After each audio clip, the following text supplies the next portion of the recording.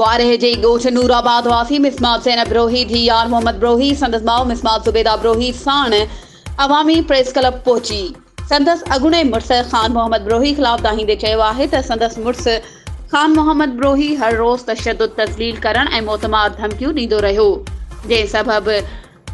खुला लाइ दरख़्वास्त सिविल फैमिली जज वारे में दाख़िल कई वई। दरख़्वास्त जे बुनियाद ते सिविल फैमिली जज ॿिन्ही धुरियुनि जे एतिराज़नि खे ॿुधण बैदि क़ानूनी तौर ते खुला ॾियण जो फ़ैसिलो ॿुधायो, जंहिं बैदि आउं पंहिंजे ॿारनि बाबा ऐं अमड़ सां वापसि ॻोठ हली वियसि, पर मुंहिंजो अॻूणो मुड़ुस ख़ान मोहम्मद ऐं संदसि भाइर मोतमार धमकियूं ॾींदा रहनि था।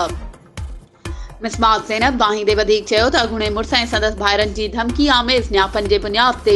मथन सेशन कोर्ट कंबर में केस दाख़िल करण लाइ दरख़्वास्त ॾिनी ऐं सेशन कोर्ट जे हुकुम ते मथन केस बि दाख़िल कयो वियो, पर ॻोठ जे बासरनि सां मिली भगत करे हथियारबंद साण खणी क़त्ल करण लाइ ताड़कंदो रहे थो। मिसमात ज़ैनब दाहींदे चयो त अॻूणे मुड़ुस वारे पुलिस खे रिश्वत ॾेई बाबा नाले यार मोहम्मद ब्रोही खे गिरफ़्तार कराए गुम कराए छॾियो आहे। उन्हनि कंबर ज़िले जे एसएसपी लाड़काणो डीआईजी ऐं मसवारनि खे अपील कंदे चयो त वारे पुलिस तरफ़ां गिरफ़्तार कयल बाबा यार मोहम्मद ब्रोही खे गिरफ़्तार करे गुम करे छॾण ऐं अॻूणे मुड़ुस ख़ान मोहम्मद ब्रोही जी मोतमार धमकियुनि जो नोटिस वठी तहफ़ुज़ फ़राहम कयो वञे। वधीक ख़बरुनि ऐं अपडेट्स जे लाइ असांजे चैनल खे सब्सक्राइब कयो ऐं हा, बेल आइकन खे प्रेस करणु न विसारिजो त जीअं असांजी हर नई अचण वारी वीडियो तव्हां ताईं पहुची सघे।